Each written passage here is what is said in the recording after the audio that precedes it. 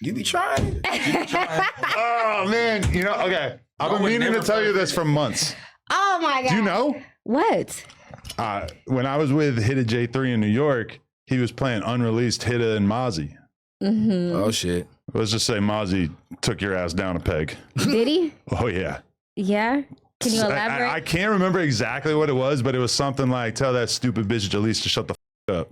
I might have. He said that? It was something like that. And you're just now telling me, Adam? I know, it was like 3 months ago. I forgot. I would have been bliss in Oak Park the past 3 months. You gonna respond? Abio Ghostwriter is good. I'm telling you, I really do this shit. Yeah, they said I don't know the politics in the Bay Area, Sacramento, and Stockton. How y'all feel about it, Storiez? Rizzy? Oh, I never know. Nah, I ain't gonna lie. Some shit y'all be on point about, but Some then shit. a lot of shit y'all be on point about. But then it'd be like, you know, How do you guys feel about Adam and starting to get into the Bay Area scene with rappers? I think like I ain't even been out there. yeah, you know, Okay, but but you're starting not recently. Right, but you're covering Bay Area artists right now. for sure. Supporting artists from the entirety of California. There you go. Not stirring up gang warfare like you. Okay, listen, actually, that was not intentional. So that's neither Accidents here happen. or there. So You know, normally I do something in these interviews. No Jumper, coolest podcast. Welcome our guest, Dreamllife Rizzy, Appreciate who is y'all. one of the predominant rappers blowing up out of Northern California, Bay Area to be specific. Yes, sir. Let's get into it, man. How you feeling? I'm doing good, brother. I'm high as hell, but I'm good. Yeah? Yep. Do you guys just drive down here? Yeah. That's a good time to smoke a lot of weed is when you're driving on the freeway. Yeah. Bro, them tripping. I don't smoke. We was Oh, So I'm loaded, but it's good though. The Don Julio gonna shake me back. Oh, hell yeah. Okay, man. That's gonna balance me out. Hey, I'm gonna lie, you got some of the best music coming out of Northern California right sure. now for show. for I sure. appreciate that. Yeah, man. Okay. Did you have anything else you wanted to stir up in there before we get into his life story? I did want to stir little things up. How do you guys feel about Swamp Stories? Swamp. my boy. Swamp is like, to me, he like the old school DJ Academics. Like when nobody knew what DJ Academics looked like, when he was just doing like hella content on Chirac, it was like that. Like nobody knew what he looked like until like so many years later, everybody hated him, called him the police, whatever. And he was just really just covering a whole bunch of shit that everybody was talking about in the streets. And so me personally, like I don't got no plight against him. I think all publicity is good publicity. So, you know, if it's putting shining light on everybody in the Bay Area, Northern California specifically, like I think it's dope. Like I think he could keep doing what he's doing. Feel and me? niggas tell him that shit, everything he posting. So Yeah. this niggas DMing, you know what I'm saying? sure. Telling him what the f- Nah, for sure. Like, It's a I'm lot not of even people tripping off DMing him like, yeah, bro, like this what happened and this what happened, but it's like, Okay. Would you rather he make you sound like you're super serious in the streets and have like people seeing that who don't really know about you and respecting you as a result of that? Or would you rather he basically be like making you sound like you're not into shit and then in theory the cops don't investigate you because Swamp Story has told them that you ain't on none? I'm gonna keep it solid, regardless whether Swamp Stories tell the police or say anything on his blog. If he tell the police or say anything on his blogs, whatever, if you really in the streets, the police gonna know about you regardless. Your name gonna ring bells. Yeah. So what he got going on, that shit don't influence nothing the police be doing. When Right. they on your ass, they on your ass. I mean, the cops can tap your phone. They could follow you around. They can check security. Like they just have access to so much shit that I think that rap fans are kind of like oblivious when they think that a Swamp Stories video is tipping the cops off. Although I do feel like the cops do watch that shit and they do. get it. They They do. put puzzles together from it, They but do, though. That's people the just only need thing to I don't like remember about like how much access they have to information that no YouTuber or no street dude would ever be able to have. Yeah, for Nobody sure. can go, hey, AT&T, show me 6 years of this guy's conversations. Yep. people just don't know how serious it is though, because the allegations be crazy. Saying somebody killed somebody or something, the police be looking into that, like that type of shit. They can just post Dreamllife Rizzy just killed. Woo, woo. The police for sure gonna look into it. Like, damn, why the internet saying that? Like, so I don't like that type of shit. But I'm gonna tell you like this: before the internet know, the streets is gonna know. I'm gonna tell you like that. Before the internet know, it's so many CIs and shit within these neighborhoods, within these gangs and all this shit, to where they gonna know before any blogger know. I'm gonna just be honest with you. That's really how this shit always been. Like that's been the gang culture. Niggas been telling. No, I'm not. He's not delusional. He's stating facts. That's real but facts. Please don't do that. Well, you don't think people are telling? I'm saying people act like the internet is like not the streets now. The internet, people find out shit from the internet first now. You would see somebody die from on the internet first. I beg to differ. Yeah, you will see that, brother. You would see hella shit on the internet before the streets. Bro, actually hearing about what happened, you know, bro. Come on, stop playing. We ain't even do that. You know. But there are things that like everybody in the streets seems to believe that the cops just have not prosecuted. But then a lot of times down the road, they'll just like complete the investigation. People always forget about the fact that the feds will investigate something for 3-4 years, whatever, and then drop the charges. 7. Yeah, for sure. And people always underestimate that fact. But also, like, man, if there's a video with 1 million views, I mean, that shit just is putting a light on some shit to an extent that a lot of times the cops can't ignore it. Like certain things like the Diddy shit. Like that shit was in the media every day. R. Kelly is locked up because of a documentary. You know, like the media can definitely influence the cops. They only have so much time to put into shit. He did that shit though, R. Kelly, man. Yeah, R. Kelly was grimy as for sure. But they weren't going to prosecute him at one point, and then the documentary kind of stirred it up. Yeah, for sure. The internet just hype shit out for real. Because the police might not be tripping about something until the internet blow it up. And then they like, damn, we got to do something because they making it look hella bad. Like that's true. On the departments and shit, for sure. Wait, one other Swamp Stories thing, though, is that I'm not going to go into detail, but it has been discussed that he might be doing a face reveal soon. Never. Bro, Swamp could do a face reveal, but you feel me? Like, he gonna get a lot of hatred. Like, I don't know how he gonna recoup. Like, you know what I'm saying? Like, he gonna have to do some different shit. He gonna have to catch a different fan base in a different light. So move to Texas and then do the face reveal. He said he live in Louisiana, and I believe for real, yeah. Hell yeah. You don't never seen post? Like, I'm in Louisiana right now. What's that? They said didn't have no dime. Oh yeah, that's Patron though. Okay. Okay, all right. Represent this. It's better. Are you guys gonna make Adam take a shot? Hell yeah. Adam doesn't drink. You don't drink? I'm still on the caffeine part of my The last time Adam drank during an interview. Right there, Adam.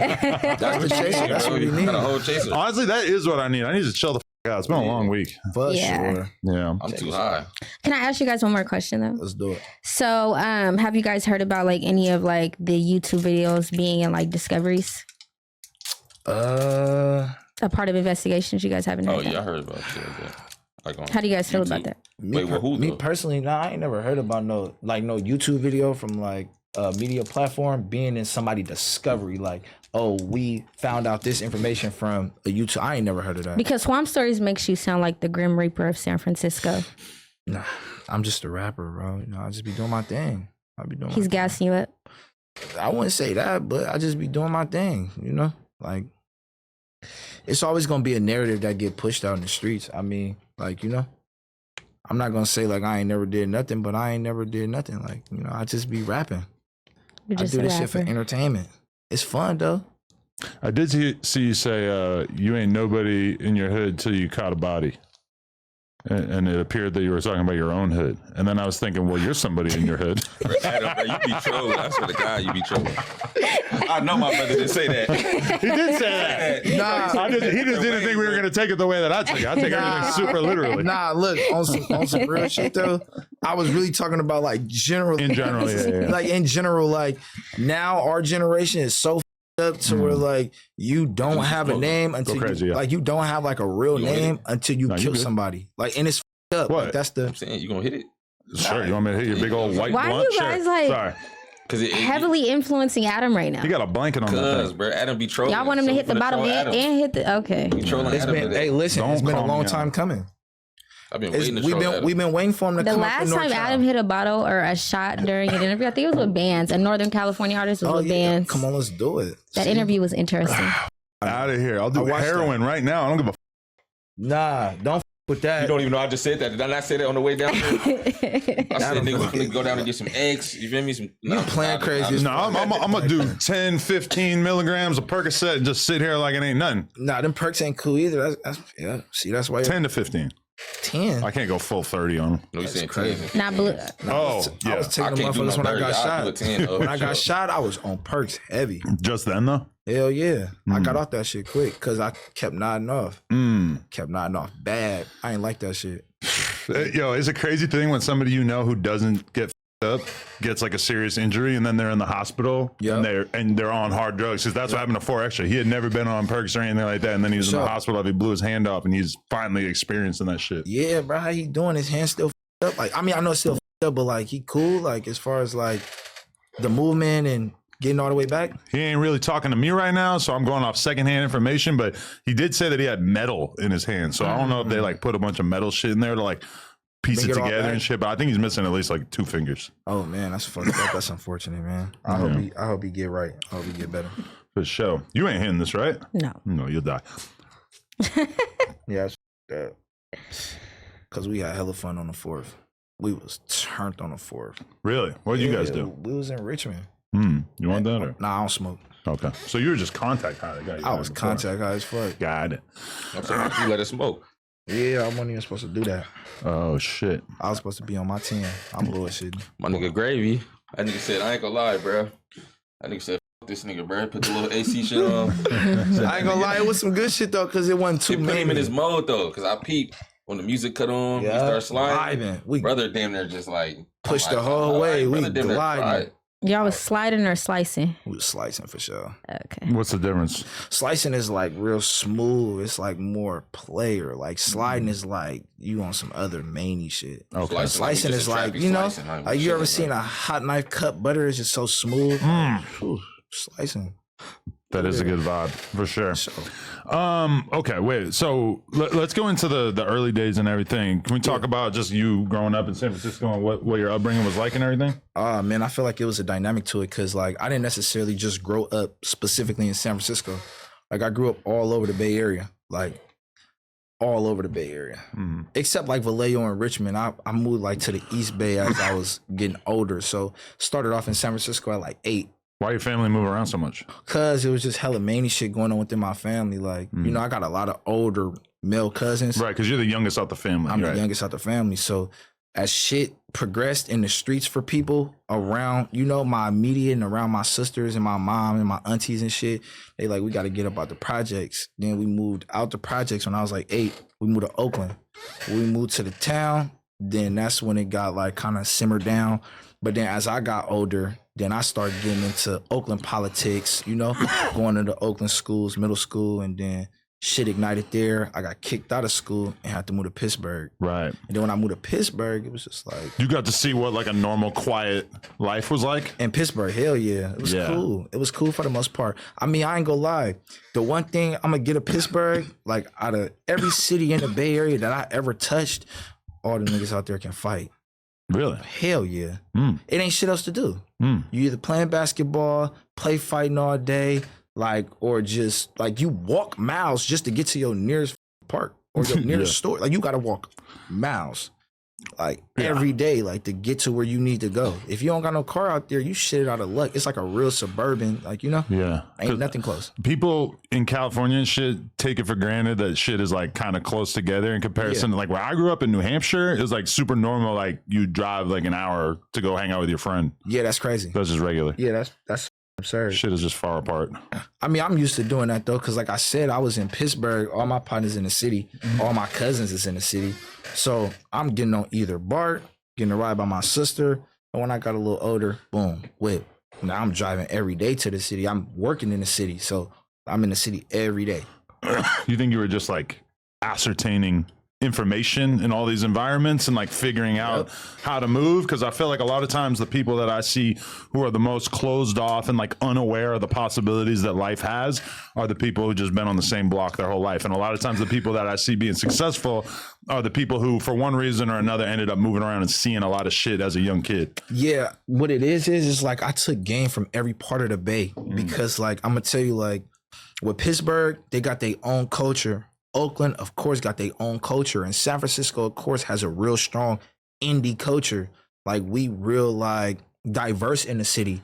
And Oakland is a lot of, like, black culture. Like, when I was growing up, 2008, 9, 10, like, my community, like, I grew up in Ghost Town, 31st and Market, 896, right? The corner house right there. It wasn't, like, hella diverse. Like, it wasn't gentrified. Like, it was straight black. Like, we'd be on the corner 50 deep. And I'd be running around on my skateboard. I'm talking about 50 niggas outside right there on the block. And like for blocks to come though, like 31st, 32nd, then if you track back 29, 24, 27, like it's all black. So like the whole community was black. So moving from San Francisco, coming here, it was like, oh shit, like this is different. And then going to Pittsburgh, it was like even, even more of a dynamic. Yeah. So city split up. That's why. But was like, so your whole community was black, but was it united or was there a lot of bullshit going on? People having issues with each other? Hell nah, that shit was block to block issues. Like it was cracking. Like it was cracking. So you had to figure out how to navigate all that as a young dude. Cause I lived on a corner house, like, and my block was like a dope block. Like it was booming. Like it was booming on 31st. Like any nigga from Ghost Town, I tell you, 31st in the early 2000s used to crack. Like it was like a real dope block. The dope house was right there in the middle. So it used to be booming. So like I used to see all type of traffic, like real knocks, like all that. And real OGs though, like, I used to see niggas pull up in real big S550 Benzes and stop right at that house or come right to that corner where all the niggas was and buy they shit and keep it pushing. So like it was a different dynamic. Cause Oakland is really like the crack hub. Like, I mean, LA took it over eventually, but like Oakland is where it kicked off at. So you were more drawn to like the hustle than just the gang shit I'm necessarily? gonna keep it solid. Like, I wasn't even drawn to none of that shit. Like I was more drawn into guns. Like I had an infatuation with guns when I was little. Man, he was snatching phones, nigga. Nah, I remember that, yeah. When I met Riz, but look it was though, snatching phones downtown. when I was young, nigga. but You gotta keep blick when you snatch the phones. When we buy our first gun was in what? 6th grade. Thank you. So I had an infatuation with guns. Like everything about me was like guns. Like, But when do you realize you needed a gun? oh, that's deep. I bet. There's always a story. I ain't gonna lie. I'm gonna tell y'all this some shit like me opening up, like on some real shit, right? When I first realized like I needed a gun, is like when me and my pops, we got into an argument. And my pops, like, he a real gangster. Like, he ain't no square ass nigga. Like, my dad, like, he really one of them ones. You feel me? Especially from his gen, like the older gen. My dad is like from the like 60s and shit. Like, he an old nigga. Like, so we got into a real argument. He like I challenged him. I challenged him to a degree. You feel me? I was like hella young. I challenged him to a degree. Your like, dad? Yeah, like I'll beat your ass type shit. And he pulled a gun on me. You feel me? He pulled a gun and pointed it right at my chest. Like he cocked it back and pointed it right at my chest. Like, nigga, don't ever challenge me. I'll kill your ass. Whoa. And I'm like, got you. Was that you realizing that your dad carried a gun? No. knew. Okay. I play with all that nigga guns. Like, it was never sheltered from me. Like, Really? he used to keep his guns right there. Really? Yeah. But that, you know what that did though? That deterred me away from being like stupidly curious. Like I was like on some shit like, I know what that is. I know what it do. I know how it worked. There's no point in me sneaking and do it. But he showed you how it worked? Would he take you to the shooting range? Nah, right there in the room.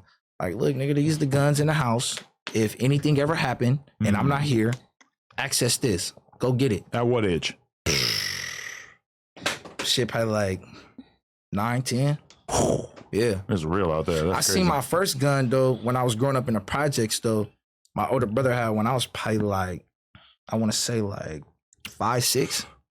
Yeah, I remember exactly what type of gun it was. It was 3 of them. I remember them. I used to sneak and play with them all the time. Play? Like, were you being, like, in retrospect, were you being safe with it and shit? Nah, I was a kid. I was doing hella stupid shit. As soon as he come in the room, I hurry up and throw it right back down. Like, oh shit, he ain't see me. Damn. And so you're just feeling like I'm on some shit that all the kids at school do not know about yet. Yeah. Hell yeah. I got me a strap. But seeing all them like selling drugs on your block and shit, did that make you like just want to make some money in general, feel motivated to figure out how all that worked? I'm gonna keep it solid. I wasn't really too much, like, I didn't care about money like that. I'm gonna be honest with you.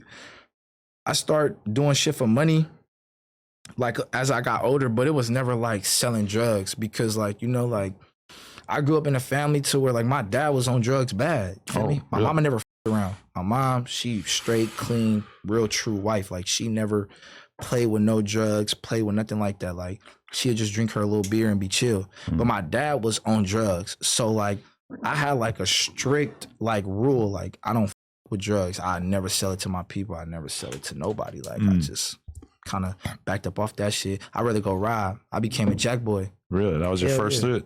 Yeah, that's how I started getting money. I started robbing. The phone thing, that's real? That was your entry into it? What? Man, it's so much y'all don't know about San Francisco, like the culture. Like snatching phones was a real thing. Like we'd snatch 30 iPhones in one day and then go spend $1,500 on a party bus for the night. We are all piece up. Sleaze, no, he was there. We a piece up. We spend 15, but you got to think we only 13, 14, 15. Like when I met them, we had the money. The niggas hopping on board. Yep. Going to snatch 30 phones.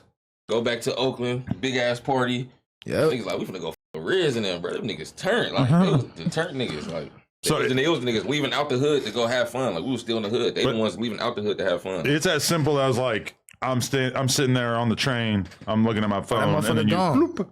No, it ain't even like with one hand. Like if you big like how you is, we going 2 hands. I need that. Yeah, see, that's what I was wondering. You going after a big guy like me? Every nigga from the city gonna know when I say that 2 hands. I need that. Okay. Either the BART or the T-train. I'm 2-handing it. Motherfucking like T-train, strong though. And my hands probably little as hell, and you big as hell. Right. And like for me, like I never ever like snatch female phones. I snatched one girl phone ever in my life, and I felt so bad. Cause she didn't even make a sound. She was just like, "Hey," and I'm just like, "Oh, why I do that?" But did any of the one drinking, bro? What the? Yeah, that's not back up off the bottle though. Did the dudes ever fight back and like successfully get their phone back? Nah, because you gotta think.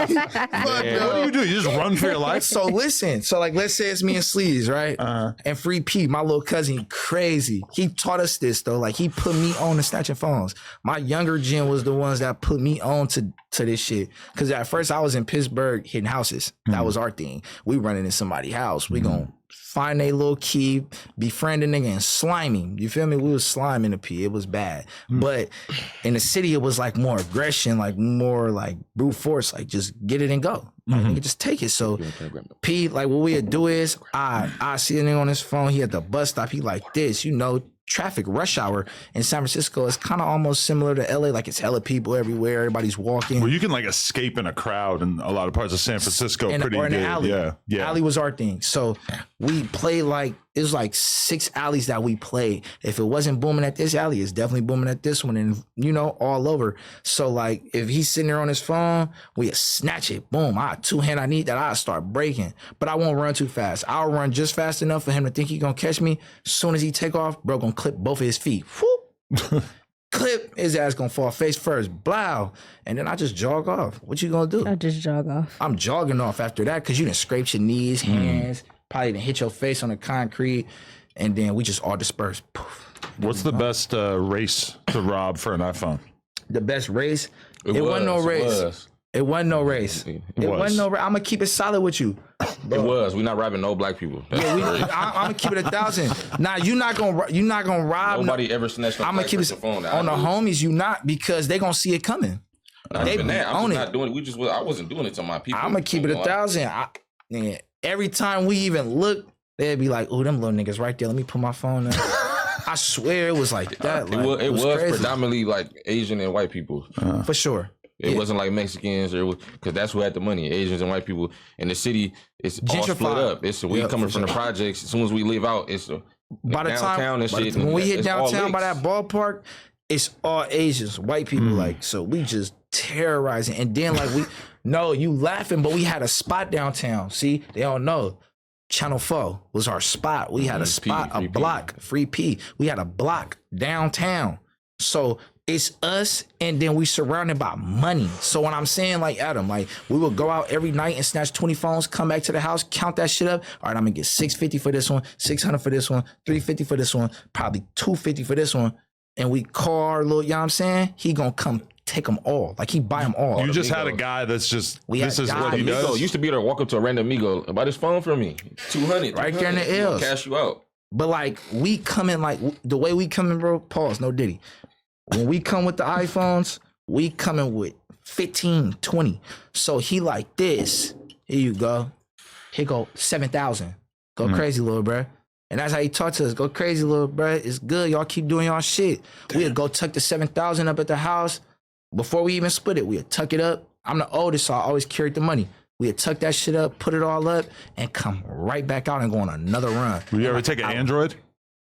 Yep, hell yeah. Galaxies was going at that time. Galaxies was going at that time. My big Galaxies was going at that time. Yeah, don't slip past with that. That's when they first came out. Galaxy S3, them motherfuckers. S6. Like $600, nigga. Nigga, my sister had one. I'm looking. I'm like, oh, I know she got good insurance. I'm ready to slime her. Let me tell you how old it is. Look, the time he talking about niggas iPhone 6. Yep, iPhone 6S. No. It was the iPhone 6 and the iPhone 6S. Yeah. The rose gold. You get the rose gold, John? Instant 800. iPhone 8 and shit. Instant 800. That shit was like... That was our hustle. Like, that's what we was doing. Why'd you stop doing that? We stopped doing it because Bippin came along. Shit. iPhone. So look, this is like the guide to why San Francisco has the reputation that it has right now. Yeah, it's like you guys, just y'all and like 10 other dudes. Because you got to understand. That wasn't just us though. I never knew that San Francisco was looked at like gay and shit. Like I'm from the hood, bro. Like, you know what I'm saying? Just like, brings that up. Look though, for real. Real shit though. You're not playing with us though. So when I finally expand, my mom sent me to hella schools out the hood. Like I go like to film. And they like, bro, you from the city, bro? You from San Francisco, like, bro? So I'll be like the only like bad kid there, and I just be like, damn, like it's hella different parts of the city. Like it's the mission where all the Mexicans is at. It's the Chinatown, like it's just like it's hella different. Because coming from the East Coast, San Francisco, the first part of California that I ever went to, and I do remember kind of having that conversation, like, yo, we got to be on point because there's hella gay people out here. Yeah, exactly. More so you got to be on point because you get your ass right. Yeah, that's like, way more of a realistic concern. It's so serious. We done around and robbed the Niners player, bro. Shout out Ricky Pearsall, bro. I hate that happened to you, bro, but it's what? Don't be walking around with no rollies. You playing. I guess he had his little watch on or something valuable on his wrist, and he got his ass popped up for that rollie. What? Ain't nobody playing with you. We need that. So he fought back.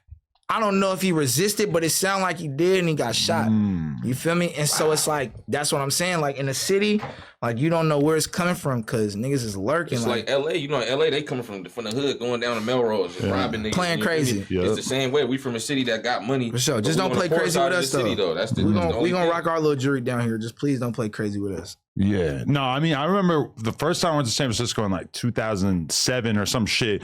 It was like, it just felt so much more lawless and just criminally minded than any part of New York. Because in New York, cops everywhere. They got undercover detectives everywhere popping out. They're giving you tickets because you're drinking outside the liquor store without the brown bag on it. You can't smoke a blunt out in public without them running up on you. From Hunter's Point, Adam. Right. And then I go to San Francisco and all of a sudden BMX dudes that I know are like selling weed in the park all day. All day. It's time to smoke a blunt. Nobody's tripping. Nobody's even thinking about if there's a cop around. There's girls selling pussy around. Until they gave the city that budget. Yeah. Like I'm gonna keep it solid. Like once Gavin Newsom became, and see, people don't be paying attention to shit like this. Like I might be in the streets and I might rap and but I'm knowledgeable. Like I actually focus on what the be going on. Right. As soon as Gavin Newsom became governor, all that shit stopped. That shit, it's so just crime in San Francisco. Period. That shit over with, brother. Oh, my mama, nigga, they got drones and hella shit. Oh, so you feel like it's hella strict now? No, it's not strict. No, that shit down there because really of the technology. No, that shit down there really violating our rights. It is because now they got the speeding. Like if you guys are speeding, they have the cameras for the speeding tickets. Them ain't even speeding tickets. I'm gonna keep it. They're called.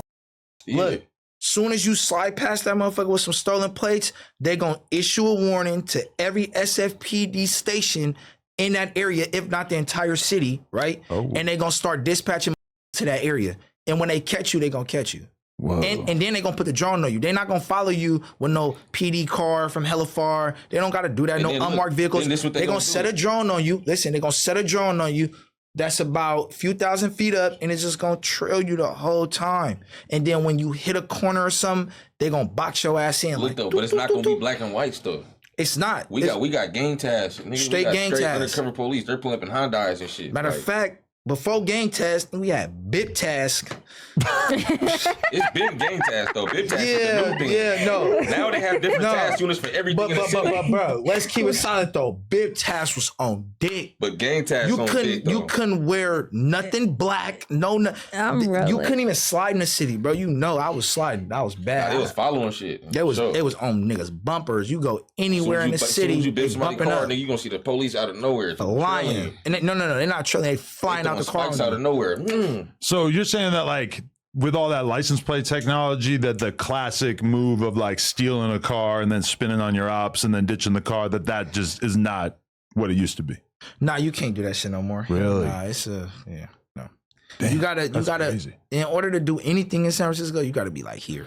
Also, think about like they have drones. I don't think they're doing this yet, but like they have drones positioned all over the city, and then you shoot somebody, and the closest drone is just there, and it follows whoever seems like they're As soon responsible. as that shot spotter go off, they're gonna dispatch a drone. That motherfucker gonna go right to that area. And if eyewitnesses got anything of that car, like, oh, it was a blue Nissan, that drone is gonna circle until it finds that blue Nissan. When it find that blue Nissan, it's gonna trail you and they're gonna blitz your ass. You're going right to jail. Even that For phone stealing either shit that you were talking or about. attempted murder. The phone stealing shit, that's long past. Now it's like the bip task. Yeah, but even that technology that you could just use to be like, hey, this guy's face, put it into the AI. Oh, here's 20 different times that he stole a phone. All of a sudden, they put a case on you. You're done. Yeah, nah, they cooking shit out there in the city. But let me tell you, what's so crazy, and I hate to be like the revolutionary of this shit or like really had figured it out, but they allow all the fentanyl shit, though. They just don't want robberies, gun violence, but drugs. Oh yeah, they using the drugs to clean the streets of San Francisco up. But you gotta understand.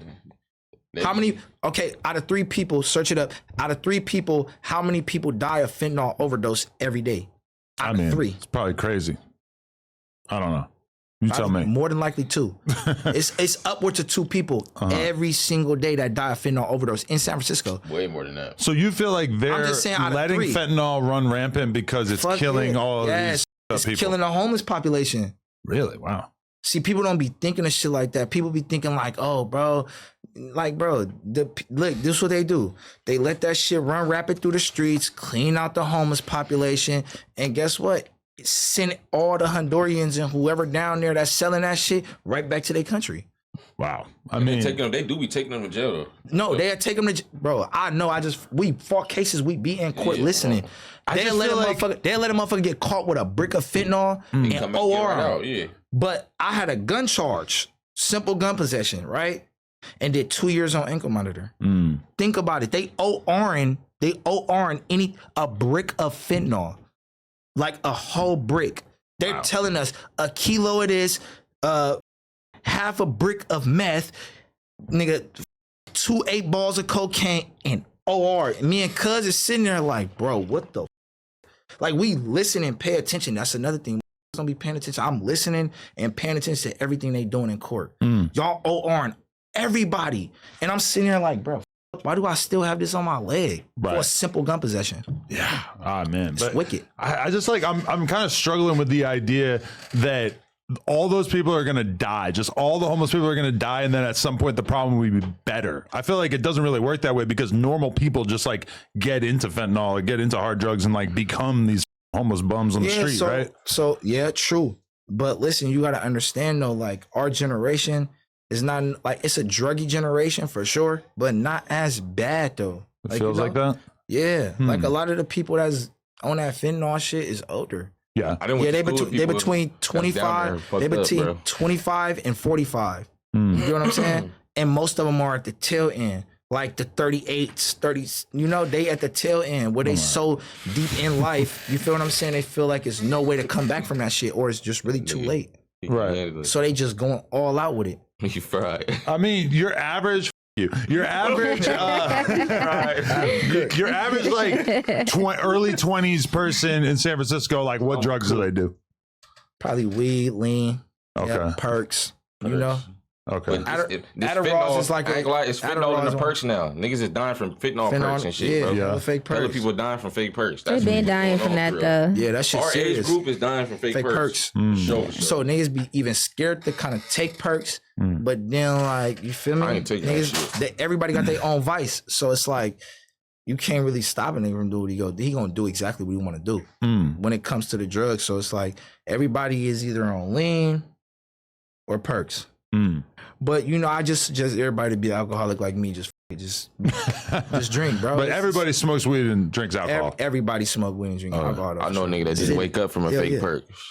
Few of them, a couple of them. Fat nigga. A lot of them, Nah, that's crazy. That's about the time when I figured I would just stop.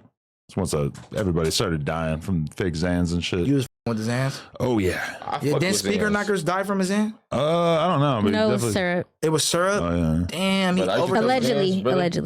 I take Xans and wake up the next day. Up. Swear to God. Lil Peep died from Xans. Lil Peep. He posted photos on his Instagram with him with the Xans crushed up on his tongue, and it basically was like some fan gave him to him, and he just died right there on the bus. And then Juice WRLD died. No, Percocets. He took mad perks when they pulled over his jet. That's crazy. That was perks? That was perks. Well, his homies, his like management, basically, are like somebody we don't know who was with him, basically had like hella pounds on the private jet, and so the feds like raided the private jet, and then he allegedly like took a bunch of the perks that he had so that he wouldn't get caught with them. But I mean, he might have already just been on a bunch of perks at that time, and like you all of a sudden you're stressed out, your heart starts going crazy. For sure. Yeah. I don't know. Oh no, damn, Juice. I feel like they're checking that. But I mean, it's a situation, no matter how it went down. Yeah. Shit, if I'm up at M, I ain't tripping. Go ahead and give me my little 3 months. See, that's why I don't really believe the idea that he just like scarfed down 8 perks, because it's like, if I'm Juice WRLD, they catch me with 6 perks. You know them. Who the fuck cares? That's nothing. Them conspiracy theories. But I'm saying, if a nigga's doing it, all of a sudden you just overdose. Like, you feel me? Like, it makes sense. People do that though. But like, brother, I don't think he was that scared. All right, we ain't even gonna go there. No, but he used to pop like 8 to 9 perks at a time. So he probably like said that in the interview. This 6 or this 7. So when he was so when he was on the jet, they said allegedly that he took them, and then he ended up having a seizure, and then he passed. Yeah. Damn, that's fucked up, bro. And it's like while he's like handcuffed and shit. Right. With no drugs. Yeah, it's fucked. I don't fuck with no pills, bro. Yeah, I fuck with a bottle of Patron. I don't even need no weed. Bottle of Patron. Yeah. Nah, that's way better.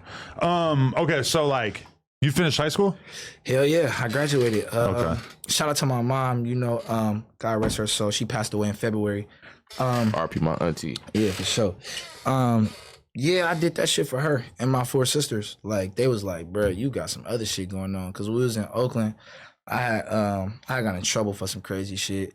And they was just basically like, look, you know, just do your shit. Cause at the end of the day, you a man, you the man of the family. At some point in time, your dad getting old as so you gonna have to step up to the plate to a degree and make something happen for everybody. I don't know what you gonna do, nigga, but you better figure it out. And I'm like, well, it.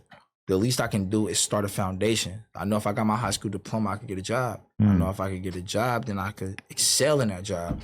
Then one day I could be in position in that job to be making $100,000 a year, and that was my goal. Like, get a job, go crazy in that job, rise through the ranks, and just, you know. But then after doing the job shit, it was like, bro, I ain't doing it. You know? Wait, how long did you give it? I gave it about 5 years. Yep. So from like 18 to like 23. Like 17, 18 to 23. Okay. And I'm like, this shit, I'm gone. Oh, yeah. I know dudes who like, you'll know them during like the part of their life where they're kind of having fun and shit. And then all of a sudden they have a kid, or they have 2 kids. And then all of a sudden they just get the like 50-hour-a-week job. And it can be crazy just seeing how it sucks the life out of them, having no fun, having to play this character, do some shit that they don't want to do day in, day out. Like, it's crazy.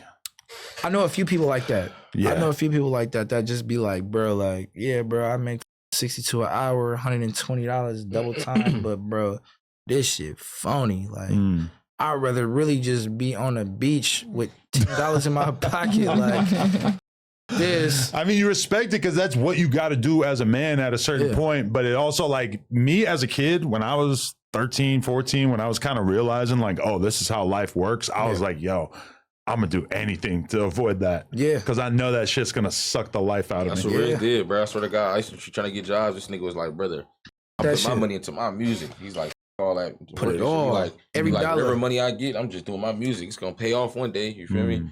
Even with them little $100 or $50 United Masters checks, I ain't give a I'm like, Stu time, keep video. Going. Video, $100. Nigga, this is the last $100 I got video, bruh. You no clothes. Nigga just... What kind of jobs were you working during that 5-year period? Little rinky-dink jobs. The best job I ever worked was the airport. Like, that shit was fun. But it was, I'm gonna tell you why though it was so fun, because I had like real freedom at the airport to a degree. Like, because like I was a lead ramp agent and shit, so I had like real freedom. I had my own little team with me and all my niggas. Like, I had all my niggas at the airport, so it was never boring. Like, Z over there laughing because he know we was thugging at SFO. We was thugging. It wasn't nothing we couldn't do. We got access to this whole airport. It's millions of tourists coming in and out of here every day. Oh, it's money in this. You know, the Migos, they never go away.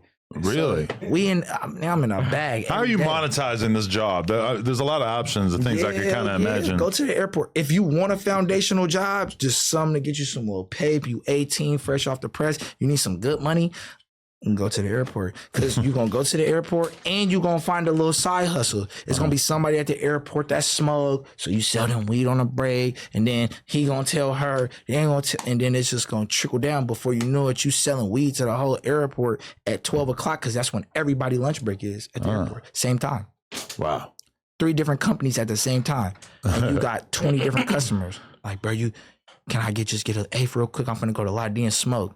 Before you know it, you done made 3,000 in one day, quick, fast. So at the same time they were working at the airport and shit, though, you're like thinking like, I'm gonna do something else. I'm gonna figure out how to get out of this shit. When I was working at the airport, I was still robbing. So it was like, nigga, what's the next big lick? Because I ain't gonna lie, smack for 20 bands out of bag at the airport.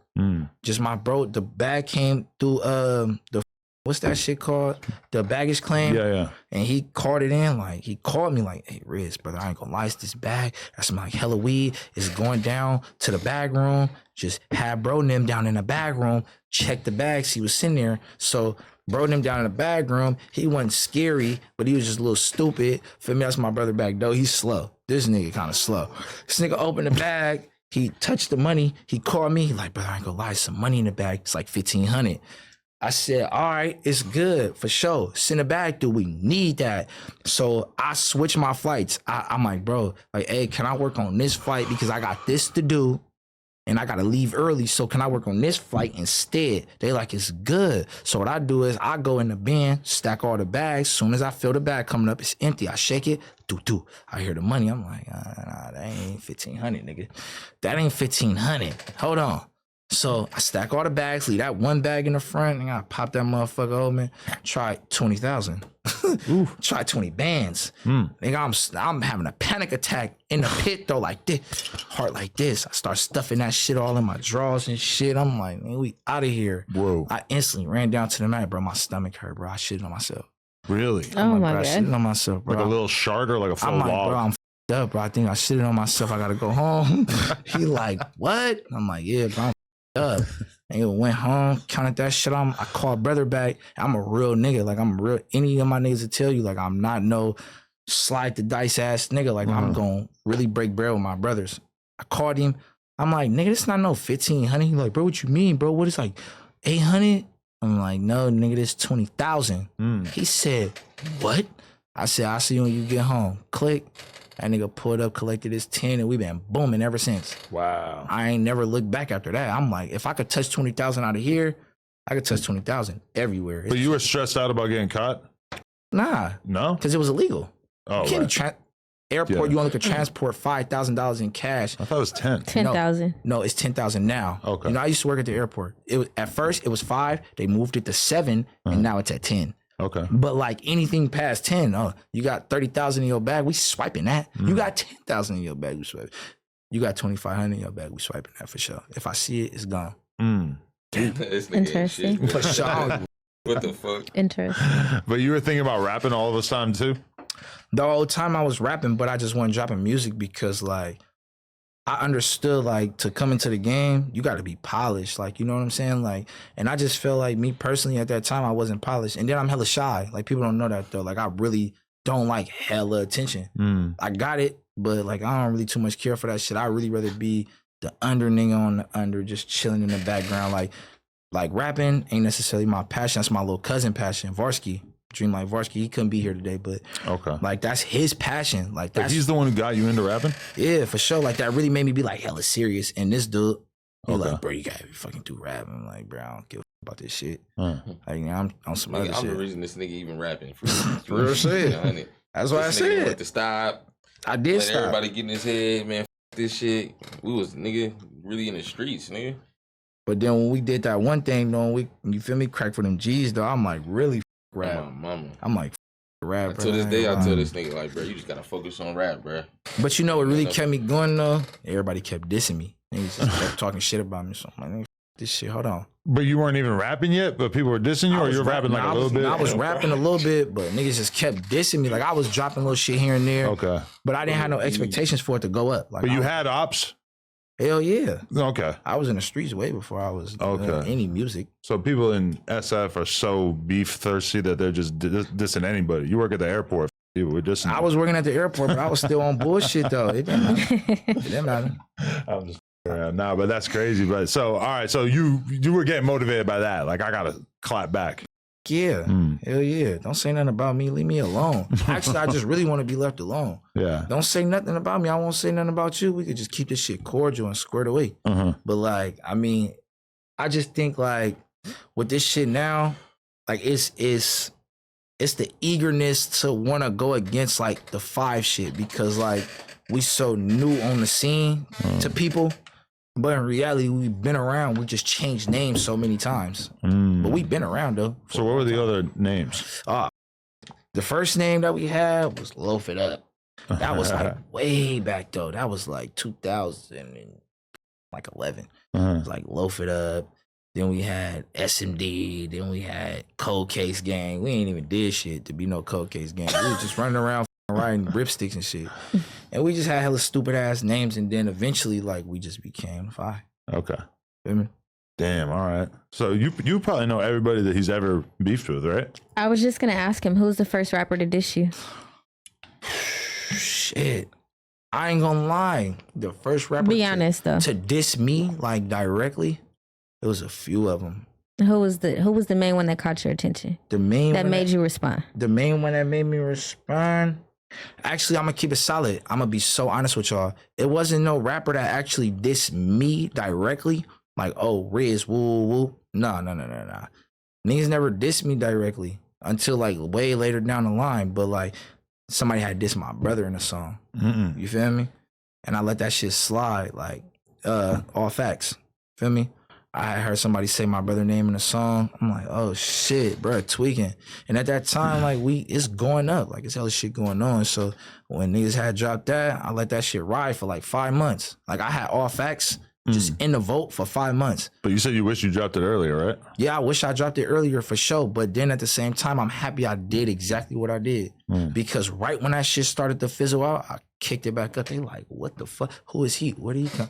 And I was like, yeah, nigga. Was that your first, like, because that's like your biggest song, right? That's my biggest song right now. Was that like the first song to really go crazy, or? Hell yeah. Just took shit to another level? Well, 30 with 30 was like super old, but like that was like one of the first ones where I was just dissing them, like just dissing everybody. I didn't give a fuck. And All Facts was the one that Swamp Storiez put onto EBK Jaaybo. Swamp Storiez put EBK Jaaybo onto All Facts, correct? Sure. And then Jaaybo was the first person I think I ever heard say your name, because he just said that you were like one of his favorite rappers when That's I first my son interviewed right there. I love him to death. That's my boy. That's my boy right there.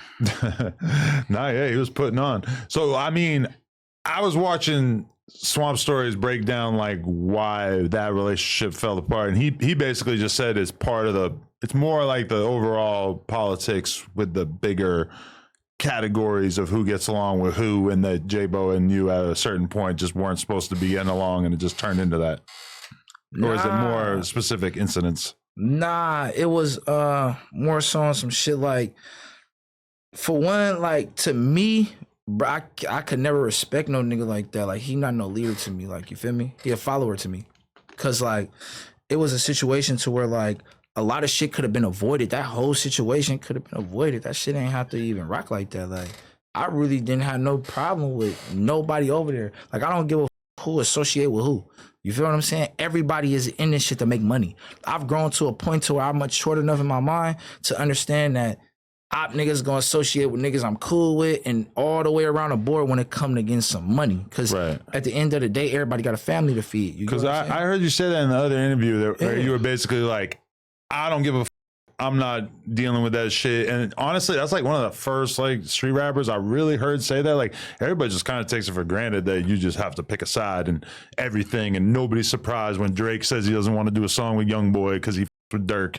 You know, it's like, yeah, bro. But so the thing about it is, niggas always say they gotta pick a side, but niggas don't even do that shit in their own wars, like in their own beef. Pick sides. Niggas be on some shit, bro. But I got a cousin over there and a brother. Like, bro, niggas don't be on that. So the way I be looking at it is like, if you are out of town, nigga, just stay in your place. You don't got no place in what we got going on. Stay over there.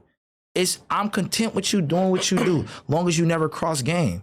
Niggas know how they could cross game. Don't have me pulling up when you got this nigga pulling up. Don't have me rocking around when he rocking around, or don't be doing no shit over here with him dissing my dead niggas and then doing some shit. Like, you feel what I'm saying? Just don't do no weird shit. Just stay in your lane. Like, you feel me? The way niggas could have took that is like, all right, bro, like, woo, fuck a woo. You feel me? That's what it's gonna be. And what I'm gonna do is, I'm gonna continue to fuck with y'all how I fuck with y'all. Like, you get what I'm saying? On cordial shit. Cause I'm from an hour away. I don't even really know what's going on. So I'm gonna stay out of it and see how this shit play out. You get what I'm saying? Nah, definitely.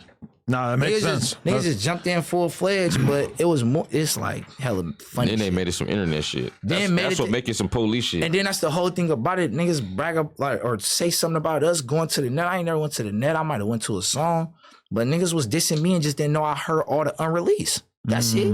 So I just clap first. How are you hearing the unreleased? Cause damn, nigga might have rank on the internet, but I got rank in the streets. So you could say whatever you want, but somebody is gonna send it to me at some point in time. I'm gonna hear it.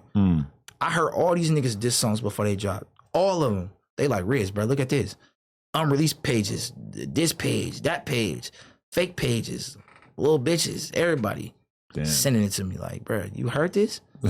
He just sent this to Woody Woo. And it's just like, all right, hold on, let me go ahead and go doctor some shit up real quick. Flush him out. He can't with me. He's stupid. Tripping. But I mean, what has it been like for you to see Jaaybo like gather such a crazy amount of momentum, his career doing so good, and then just doing a lot of crash out shit that has basically all that up? He don't got the proper niggas around him. He don't got no guidance. Like, it's like you a kid with money and then you got a whole bunch of kids around you. Like, this is what I don't respect. Where's the older niggas from Nightingale telling them to be cool? Like, bro, chill out. Like, you feel me? And I'm not saying that he necessarily could be dictated by that, but it's like, is there no interference and saving face? Like, you're not gonna try to save the face of y'all section? Like, you're not gonna tell him like, little bro, come rock with us. Like, you feel me? We on some player shit. Right. We on some cool shit. This is how I know all that shit that niggas be doing be a fallacy. You feel me? Right. In my eyes. There's been a lot of times in my life, like I'm thinking back to like Lil Pump, just because I was talking to him earlier. And like when he was at the height of his shit, bro, his management team was just around all the time. And you could tell that their job was basically to make sure that he did not get into any of the shit that he would have got into otherwise, in terms of, you know, crazy party shit going on with girls, or kind of like limiting the drugs, or definitely not letting him ride around with pipes, making sure that there's security and shit. Yeah. I mean, like every single time that Jaaybo gets caught, like driving around with lean and guns and shit, you're just like, damn, like there should have been somebody to make sure that that didn't happen, right? But it's like, you feel me? You're not gonna get that. Like, I don't know. Me personally, like, bro, I'm older. Like, you feel me? Like, I got a different mindset. Like, we got families to feed. And the way I look at this shit is, people might think I look at it as like just some San Francisco shit, or like, you know, just my city versus everybody. Like, nah, I don't look at it like that. I look at it like Northern California. Like, nigga, it's about time that we get on the map. It's about time that we do something dynamic aside from Mac Dre, E40, Too Short, and Thiz. Like, it's about time we step out of the hyphy era and make our own. Like, what the does our generation have? Nothing. Literally. LA got their own scene. They got everything you feel me? They got the 304 scene. They got the, you know what I'm talking about, Adam. Sure. They got multiple different scenes where they could hit. Like, they doing hella shows. Like, they coming up to the Bay doing shows and bringing us out. No, what the we should be doing shows and bringing them up from down south, bringing them out. What do you think is the biggest thing that holds Northern California from kind of having that bigger reach? But for the record, like, LA feels the same way. Like, we all feel like LA music is so dope, but then nobody listens to it outside of LA, even though there's obvious examples like somebody like Kendrick that goes way outside LA, you know? Yeah, I think with California, period, it's just crabs in a bucket. But then it's also geographical location. Like, you got to think, bro, down south, Louisiana and Texas is like 3-4 hours away. You get what I'm saying? Like, all that shit is like right there. You know what I'm saying? Miami, all that shit is like within an 8-hour drive, as opposed to here, like going across the whole California, like top to bottom. How many hours is that, right? You know what I'm saying? So how many cities are you gonna touch? Like we got like Seattle and like Oregon and Tacoma, Washington, and like, you know, we got like the northern cities and shit, but like in Vegas and Reno, but like, bro, they got major cities like down there. That's all right there. New Orleans, Baton Rouge, Texas, like Houston, Dallas, all that shit is right there. It's not far, so it's not hard to, you know what I'm saying? Network. It's not. It's down south. And then another thing with them, they about their people down there. You see how Atlanta is like this? No, yeah, you're in Houston and you're just hearing Big X the Plug and Sauce Walker and all this Texas shit. You're hearing mad shit that you never heard before. Unless it's 50 Bay Area in the building at that time, you're not gonna hear no Bay Area music in Texas. I know, I was down there. You're not gonna hear no shit like that. They gonna look at the DJ like, hey, bro, like, turn that shit off. That's just like what it's turning into, where shit is just hella regional sound-wise, but then there's like few artists who are able to break through.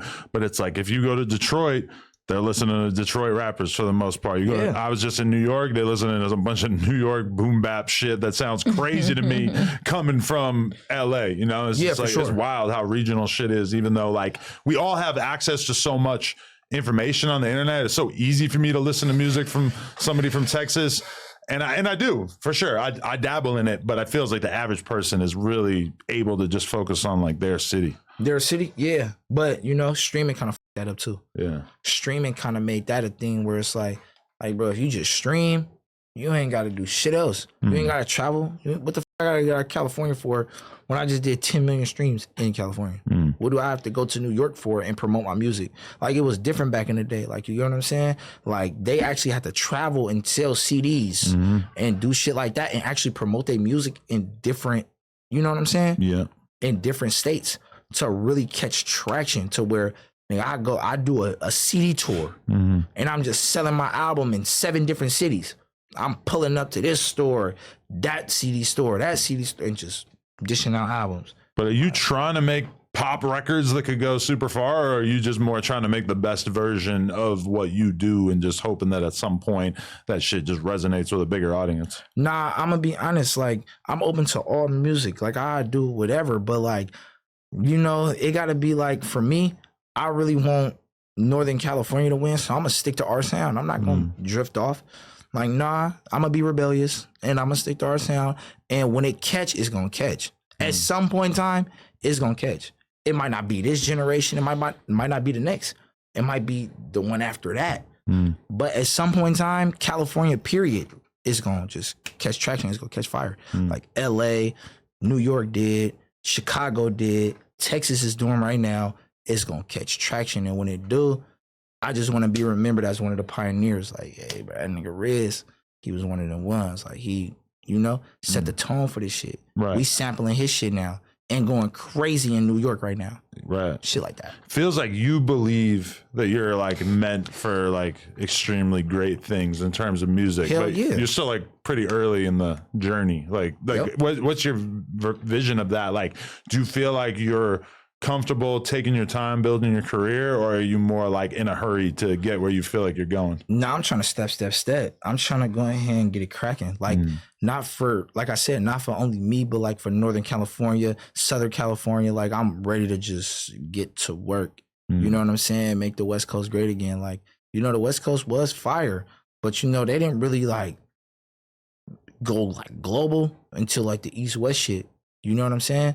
So I feel like one common enemy will unite everybody, but then at the same time, we want to be beefing and at war. Like, our generations is different. When we at war, we really at war. Like, shit be happening for real. So like, I don't even want that. Like, I just more so want everybody to win and eat. I want everybody to hear our music.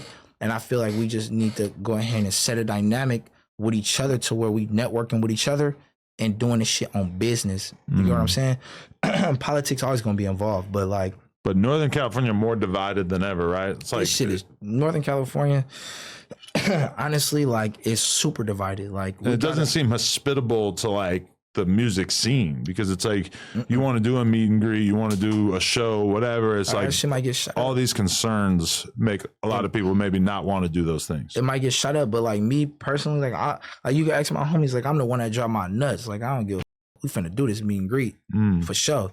They book me for anything, I'm doing it. And it's just gonna have to be whatever it's gonna be. Right. Because at the end of the day, bro, we all gotta win. Like I want to see everybody win. Even my ops, like I want to see everybody go crazy, even if it's not just me. Because at some point in time, when we 45, 50, like nigga, that shit gonna be old. It's gonna be like, brother, I ain't even. Yeah, bro, that shit was like 30 years ago. We was. Bro, I got 10 kids now. What the fuck is you talking about? Do you think if your op blows up musically that's overall still a net positive for Fuck your yeah. career? Hell yeah. You wanna know why? You wanna know why? Why? Cause I'm gonna keep making good music and he gonna keep having to rap about me because I'm gonna be on his ass. Sure. I'm gonna be like King Von made FBG Duck way bigger. Hell yeah. Of course. But then Prior to him being killed, FBG obviously. Duck was in a back scene making fire ass music. I know I slapped FBG Duck a lot. Yeah. I slapped both sides a lot. So I watched, the BDs go crazy and really get through the dough. And then I watched the GDs just kind of hang around and swing in a balance while they was really up there. You get what I'm saying? And I'm like, oh shit, one day this shit gonna catch traction. And boom, FBG Duck came in and caught traction. Make that slide, over, hit, they in the dough. Nah, facts. Facts. Shit. We got into it there.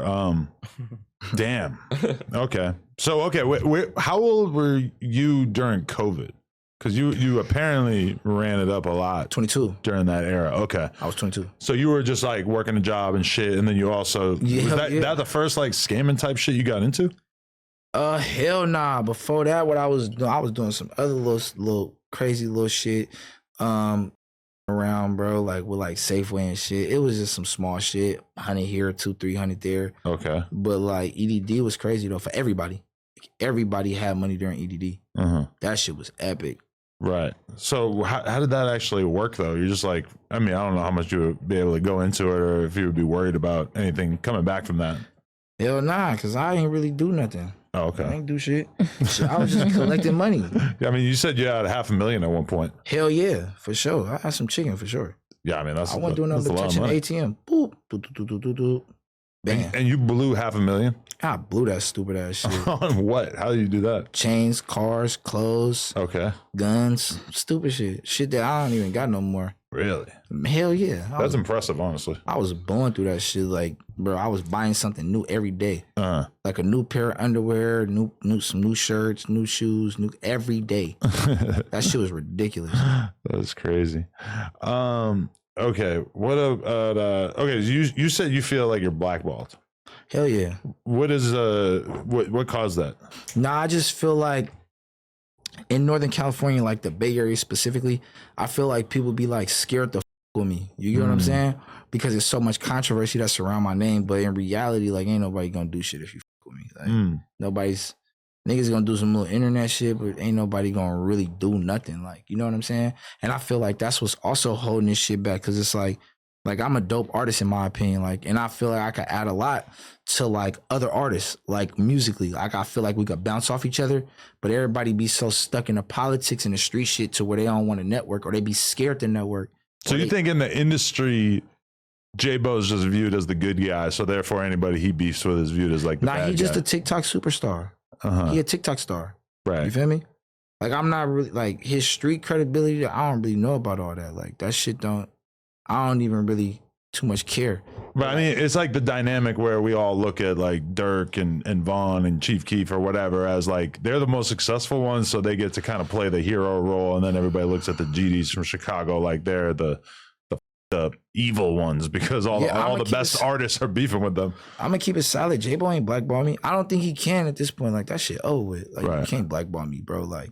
But there's hella other politics. It's not that. It's more so like in my region though. Like in my region, like man, bro, that shit crazy. Like I done got blackballed a lot. I done had real promoters, engineers, beat makers, like all that shit. Then tell me like, yeah, bro, if I with you, bro, we're gonna get mad. And I'm like, what the they gonna do? It's almost on some shit to where in order for to work with me, I gotta down there pull them under my protection. Like, nigga, me and my niggas got you. Like, you good. You could work with me. Even the cameraman's politics. Cameraman. You can't even shoot us. Cameramans because they be. You know, That's only in Northern California though. Yeah. The ones down south don't do that. that's what I'm saying. The ones we down only south fuck do with their like one or thing. two cameramen, and the rest be on weird shit. Like, But you know Jaaybo's not blackballing you. Now he can't. He's not. He it ain't doesn't matter. He doesn't matter where we from. No, he doesn't have no say so. But because of who he's affiliated with and who they're affiliated with, that's the reason why you feel blackballed. but we them niggas. No. where we from, I'm bro, gonna so keep don't it. matter. I'm gonna keep it a band. Like I don't feel blackballed from them in no way, shape, or form. I feel like the way before dude even came along.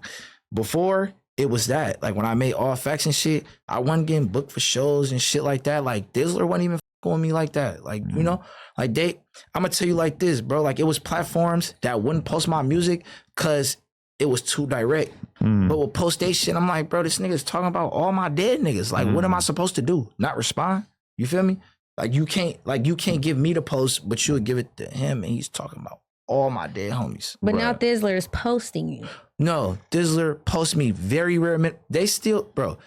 Listen, They're biased. Thizzler will post me on some shit like, oh yeah, like they'll post me on some shit like video verses. What the am I doing a video versus for? Everybody on this, like, what am I doing a video versus for in this video at 250,000 for what? I always scroll past that. What shit. am I exactly? Yeah, I've never. They're never gonna even give me watched an exclusive anything. post. Yeah. I never got a birthday post or nothing like that ever. Hey, So do you guys feel like Thizzler is name a biased? time Thizzler birthday post politics is crazy. No, they're biased. Be honest. Do you Nah, guys feel like Thizzler Thizzler is biased. biased? Hell yeah. Especially when EBK started to I'ma say gain their this. notoriety. Thizzler, because For sure. when they was with me and Riz, it was like It was through NorCal it was next through up. NorCal, you It feel was me? through Dom. Me and Dom was with it. That was my boy. But now even Dom don't answer the phone. Like he just on his old, you know. I with them. I with Dom, but he don't answer my calls. So it's like, feel me? When I was just calling him before I went on this run, I'm like calling him like, hey, bro, I got some shit coming. Like, I got some content for you to post. Post it. It's good content. It ain't even bad. This is when I was like, okay, I'm gonna just take over the summer. Like, I ain't even finna do no dissing like that. I'm gonna just take the summer over. I was trying to give him that, like, you know, that traction, and he wasn't answering. He ain't answering DMs, nothing. Hey, one more thing about Thizzler though, they whoever they can get the most money out of. Like I peeped that. Like For sure. If you going popping, crazy, if you popping and going crazy, they gonna just post you all day. You just gonna see them. They only gonna post 3 people. It's gonna be a nigga from Stockton, a nigga from Sac, and a nigga from whatever, Utah or some shit. whatever It's like you popping don't at got that nobody time. from San Francisco, Oakland, Richmond, even Vallejo, nothing. Like you just reposting our shit all day. That shit it wasn't But doing it's nothing just, for us. it's just my thing with this shit is, bro, like the diss songs. I was told by bro directly, like, hey, bro, like the diss songs we can't post, but like the regular shit we can. So I'm like, okay, let me just lean back and just see how many diss songs y'all post within these next few months. Every time niggas drop, it was a diss song. You feel me? It's just not as direct as mine. Like, I'm gonna give a name. Like, that's how I feel. See, that's the weird thing. Even in the past, I've thought about doing like ciphers with LA artists and shit, and it's weird because it's like, are they all just gonna diss the out of each other's gangs? Like, it would be so tricky putting together people who could even get along in the first place. And then what are you gonna tell them? You're gonna tell them like, yo, no dissing. But then all the subliminal shit, I'm not even gonna catch it. And then meanwhile, like, if they say a name, sure, we'll get it. But like, I don't know. It's just like, it's hard to police that shit. Shit, I ain't never got invited to a Thizzler cypher ever. So it's like, how would you know? I've never gotten invited to a Thizzler cypher, not one. And I, on some real shit, in my opinion, I rap better than all them niggas on that whole panel. Like, if I really like just sit down and just like doctor some shit up, I rap better than all of them. That's my opinion though. Like, I don't think none of them can f with me on no panel they ever had. I'm gonna keep it solid. I'm gonna keep it solid. That's just me personally. Can't none of them f with me, especially going back and forth. Thizzler, we need the response, man. We need to know what's going on. We're not beefing with Thizzler. We just telling y'all about your I love Thizzler. They did a lot for me early on. I f with Thizzler. They posted my shit for free a couple times. For sure, they did that. But it was like them little posts that didn't matter. But they're the reason why the Bay Area is kind of stagnant with a lot of their rappers. Yeah. Why do you feel Be like that? honest. Because they scared to promote. You know what it is? It's they not no know black people working in Thizzler. No, it's not. It's not. Yeah, that too, but nah, bro. It's not though, because they don't know who to f with for real. If they would have Nah, they know who to. No, they know who to f with. No, they know who to f with. Bro, the nigga I was talking to is black. They know exactly who the they just afraid to push the politics. Why? I don't know. They feel like it's not marketable, but bro, that's the new Northern California. It's political now. The Thiz hyphy nation, it's not over with, bro. But that is like we are in like the last of a generation with that shit. Like that's coming to an end. This shit is political now. You feel me? It's controversial now. Nah, it's crazy. It's like it's hard for the scene to even like promote itself once you get to that point where there's so much of that bullshit going on. It's just like, how could you possibly even like the idea of like, oh, let's do a big No Jumper concert. We'll have like 20 top LA artists perform. Yeah, that's gonna be fun. There's gonna be like so many problems with that shit. Like it's gonna be so difficult. And up there, same exact shit. Like it's just and really on some real shit, it's not even that difficult though. It's really not that hard. Like they down here in Southern LA, they go off like colors and like real gang politics, like shit that's been going on since the 60s and the 70s and shit like that. They standing on shit from like 50, 60 years ago. Like there, a lot of this shit is new. Like it's a lot of new cliques, new game. Like all that shit is kind of new. Like it's old shit still going on from way back, but it's a lot of new shit.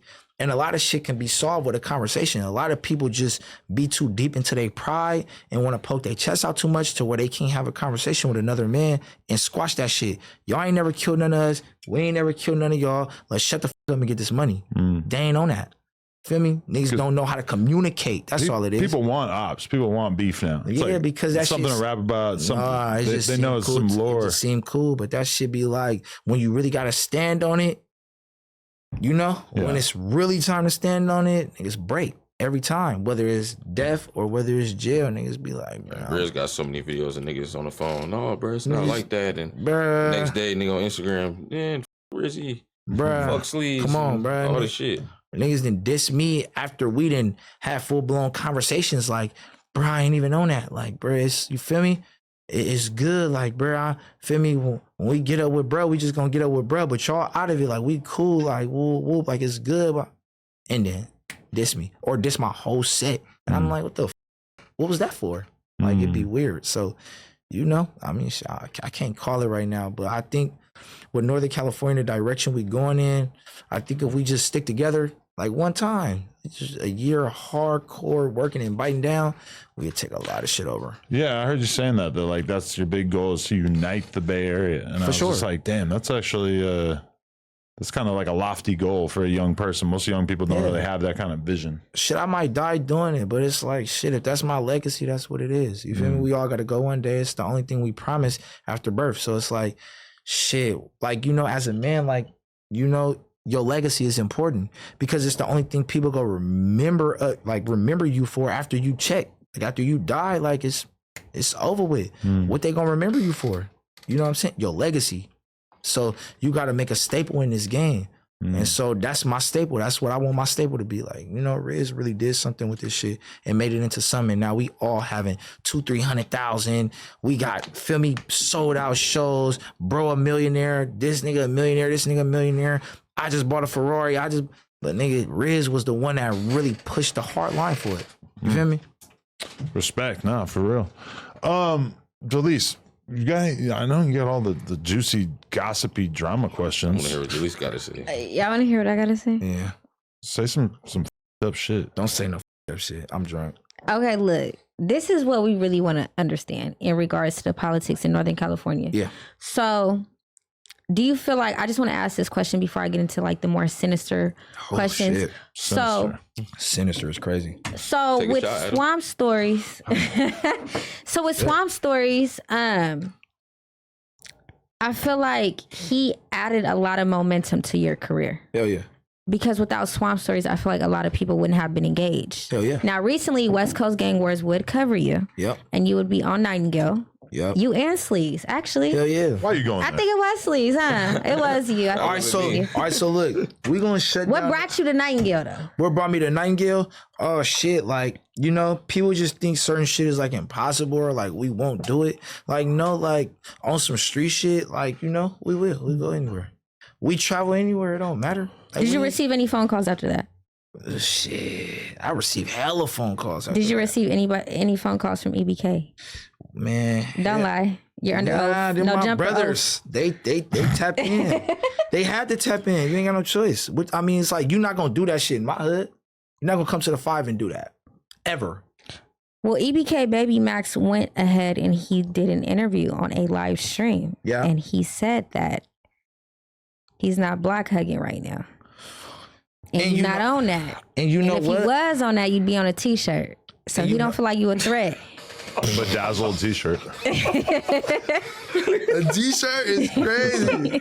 That's what EBK Baby Max. I don't know. I'm just, I don't know. That was crazy. He said, if I was on that, I'd be on a t-shirt. All right, look, I'm gonna just put it to you like this. I am also not block hugging right now. Hey, Riz, he told niggas he said he was about to go do that. And he But listen, I told niggas that I was finna go to their hood and shoot a video. I told them, right? Let me tell you something, right? Let me tell you this. Many have tried, many have failed. You feel me? I done got shot. I done been stabbed as a young nigga. Like, I done been through hella shit. It's not nothing. You feel me? I'm still alive. It's a lot of niggas here that can't say that. So you like niggas talking about putting niggas on the T, yeah, bro. You got a lot of niggas put up on the T. Like, you shouldn't even be worried about me. But if I wasn't a threat, then you wouldn't even say my name in the song in the first place, little bro. Little bro. You wouldn't have said nothing about me if I wouldn't know what you say my name for. I never said shit about Baby Max ever. Niggas you say you wouldn't know that. No. But what I'm saying is, you said my name. You made a whole song called Five or Die K. For what? What did you get out of that? You got a few 100,000 views and you got diss right back, and now you can't respond because you're not gonna come to my hood. But his diss was pretty like a decent. It was a decent. That shit was trash. Him you or like Turtle can't with me. No, I think Turtle has potential. Turtle got potential, but we ain't living off. They can't rap better than Rizzy though. Wait, wasn't Turtle helping a boy or something like that? You seen that? Oh, bro. We not. Come on, bro. We not even doing that. Yeah, like, bro, like I don't even take okay, them. let me stop. That's what I'm saying. We don't take people. Look, bro, you can play with as many guns as you want. You could be as gangster as you want. We gonna look at you how we look at certain niggas from our city. You just a zesty gangster. Like, you're not. You feel me? So Turtle is a gangster too. A zesty gangster. That nigga's a kid, bro. We're grown as fuck. But how do y'all know what type of work Turtle done put in if y'all don't really know nothing about Stockton? No, I don't really give a about. No, listen, we know because niggas talk and we know people from Stockton. This is not like we don't know nothing. How old he is, Julius. Feel me? He's 27. And you think he's worried about a nigga that's 15, 16? Niggas, He's a kid. Sleaze, how old are you? I'm 24. They don't even understand the art of manipulation yet. Them niggas still running into brick walls with the law. When they got bans, you're supposed to be up doing your thing, moving niggas out the way. You playing with money and don't even know what to do with it. This is why I don't even take them serious. Give me 500,000. A lot of the people, I'll be up right now. So do you feel like EBK Baby Max is kind of like taking on the responsibility of dissing you? You know what? And that's up that he doing that because he can't out-rap me. Send Lebo. Because he can't me either. That's why he ain't say nothing. But EBK Lebo just recently dropped a diss track or a music video, I'm sorry, with Tear Dog Grizzy. And that shit was trash. It was trash. Did you hear it? No, but it was trash. I already heard it. Listen, let me tell you. The song that he made with Fat Ass, I already heard that. That's why I made All Facts Part 3. I made All Facts Part 3 in regards to that. Now listen to that first, and then listen to All Facts Part 3, and you'll understand why I made it. So how do you feel about Tear Dog Grizzy and EBK Lebo becoming like a duo? They could be buddies. I don't give a I never cared. This is my thing. I never cared until niggas came into the city like this. We in Sunnydale, nigga, we thugging. Feel me? Cool. That's cool. Y'all thugging with y'all partners. Great, right? But why are you getting on the phone or getting on social media saying you don't with us because you with them? You could have just said I with them, and I would have been like, okay, cool. But you and EBK Jaaybo were still in communication. Correct? Before the EBK Lebo and Tear Dog Grizzy duo. Bro. You and EBK Jaaybo were a thing. She did her homework. I did my homework. We was cool. We was solid. And it wasn't for no 5 months. It was from 2023, nigga, to 2025. We didn't know it was a problem to that live video. When we had that live video. Go watch it. We was confused. And Lebo. Rich was like, what's up with Lebo? Bro, mind you, even me and Juvie. Like, Juvie, I don't know how in tune with them niggas. I don't know. Juvie be doing his own thing. But even me and Juvie, like we got messages like, brother, let's go ahead and knock this out. He had my number. I had his number. We sending each other open verses. We playing with this music shit. This is long before a Lebo and Leak. You get what I'm saying? Right. So y'all building your relationship in jail. I'm building my relationship out here. Jaaybo goes to jail. But before he goes to jail, he's doing a whole lot of dick sucking. So I'm thinking like we cool. I'm like, all right, we cool. Feel me? I never text that nigga. He text me. I didn't mention him. He mentioned me. I didn't even know he existed. I'm going to keep it a band. I didn't even know who the he was until he said my name. Oh, no jumper. I never knew who he was. I don't even listen to Northern California rappers. I listen to like Youngboy and like Jada Young. I put him on to all that type of shit. He put me on to that shit. I wasn't listening to them niggas. I don't care about their music. But it's like, you feel me? When he mentioned me, I'm like, okay, bro, f with me. We gonna lock in. I never DM'd him, never said nothing to him. He hit me. Like, bro, we gotta lock in, brother. Tap in, send your number. I sent my number. Now we locked in, we talking, we chopping it up. And it's even more in depth than that. But it's like, you feel me? Bro, no, he down bad for that. Like, I ain't really tripping. It's not a big thing. All y'all have to do was say, brother, we with these niggas over here, but we don't got no issues with y'all. You feel me? And I would have been like, cool. I respect that. Y'all chose y'all side, but y'all not entering our politics. So if I see y'all out, it's like, yeah, brother, we good. And keep it pushing. You feel me? But them niggas want to be so tough, badass, and shoot them up, bang, bang. They done jumped into some shit, and I was just like, yeah, you in it. Once you in Bay Area politics, not Stockton, Bay Area politics, you in it. And interesting. That shit come from anywhere. It come from anywhere. This is how nobody's ever gonna get along. It's because all these little mini fractures. Because niggas feel like they owe loyalty to niggas they don't even know. You don't owe me no loyalty, so I wasn't mad. I was on some shit like, why is you letting your niggas diss us when you was just in my DMs talking about, bro, let's do a feature. You feel me? Let's do this. Let's get this song done. Look, they like this. They like this. Let Adam read it. Come on, bro. Don't read that loud, though, Adam. But look, like shit like that, niggas. Is, you feel me? Bro, we finna. Cool, right? We cool. Them essays, huh, Adam? Them essays. Listen, Adam, look. Now niggas blocked. You're blocked. Now niggas blocked. But look though, listen. You can still view the DMs, but you're blocked. Yeah, you can. But listen though, we cool. We on program with each other. Like, you feel me? We chopping it up. Draw the boat. All you had to do was, you feel what I'm saying? Keep it pushing. I wasn't really tripping off you with them. I didn't care. You could do music with them, go crazy, do your thing. You telling me, oh brother, look, nigga, we just did this song, we did Shots Fired. Feel me? That shit was weak as fuck. But I'm like, all right, come on, let's go ahead and push it. He like, bro, shoot it while I'm down. You gonna go up. Nigga, when I touch down, we gonna come new. Feel me? Go ahead and do the song. You know what I'm talking about? With Pig. Go ahead and shoot the video on Double Rock. Nigga, Pig and all the young niggas gonna pop out. I'm gonna have them pull up and y'all gonna do the video on the Rock. I'm like, no. Slee's like, brother, go ahead and knock that shit out. I'm like, no. I want to wait till a nigga come home to see what he really on. Because I already peeped Lebo had been posting grease and doing, you feel what I'm saying? You think he was trying to set you up? Nah, I ain't think he was trying to set me up. And I'm going to tell you, I can't really tell you why, but I don't think that was the case. I know that wasn't the case. And little bro was like, oh, bro, that nigga, you know he's slime. And I'm like, no, nigga, he ain't slime. And that nigga ain't that slime. Cut it out. Cut it out, brother. I'm BDA. You feel me? Like, I'm B's. Like, he ain't that slime. That nigga just doing shit. You feel me? He was just with me first, and then what it really is, he's just not a leader, so he can't really tell his niggas what to do. You get what I'm saying? Like, if me and Sleaze, if he with this side and I'm with that side, it's like, all right, brother, you with them, I'm with them, but nigga, between me and you, we gonna keep that shit cordial. We never gonna cross game with each other. We never gonna cross game with them. You feel what I'm saying? We gonna be cordial. Nigga, we 5, y'all whatever, but this is my brother and I'm his brother, and we with both sides. We got so much respect. We can make niggas be cool with each other. I could come over there and with them with you, and you could come over here and with these niggas with me. Respect, and that's that. But with Jaaybo, you guys push the 5. Yeah. Now there's a 5 from their city. Yeah, for sure. You guys are highly affiliated with them. Nah, I wouldn't even say highly affiliated, but we. You said what? But we fuck with the what you talking about? So do you guys feel like maybe Jaaybo, maybe somebody was in his ear as if maybe you guys were trying to backdoor him just in regards to your guys' affiliation with? We didn't know none of that. We don't have no affiliation. We didn't even know it was no problem. Riz thought it was cool this whole entire time. I'm gonna keep it 1,000. So you guys didn't know that the townhomes was fucking with EBK? We don't know nothing. We don't know nobody in Stockton. We knew that shit way later down the line, bro. We never cared. Like, I'm gonna keep it 1,000. Like we was, like I told bro, like I'm like, whatever you niggas got going on, we staying out of that shit. You feel what I'm saying? But if you really on some stepper shit, then you know, do your shit. But that ain't got nothing to do with us. We not from Stockton. So why are we entering y'all politics? Why are we coming in acting like we with niggas that we don't even know? We don't know how they move. We ain't never been to school, none of these niggas. We don't know their first or last name. We don't know nothing. Why are we entering to that? And he like, brother, I respect that, brother. You feel me?